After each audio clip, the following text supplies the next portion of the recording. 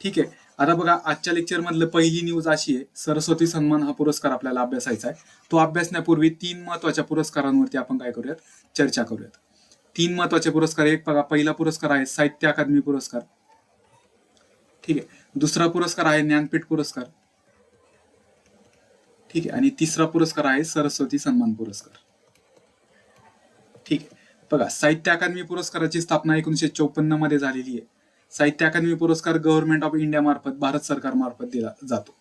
ज्ञानपीठ पुरस्काराची स्थापना 1961 ची आहे आणि ज्ञानपीठ पुरस्कार हा जे ज्ञानपीठ जी संस्था आहे त्या मार्फत दिला जातो. सरस्वती सन्मान या पुरस्काराची स्थापना 1991 ची आहे आणि के बिर्ला फाउंडेशन मार्फत हा पुरस्कार देण्यात येतो. के बिर्ला फाउंडेशन मार्फत सरस्वती सन्मान हा पुरस्कार देण्यात येतो. बघा, आता सगळ्यात महत्वाचं, साहित्य अकादमी पुरस्कार 22 भाषा प्लस 2 भाषा अशा एकूण 24 भाषांमध्ये देण्यात येतो. आपण सर्वांना माहित असेल, भारतीय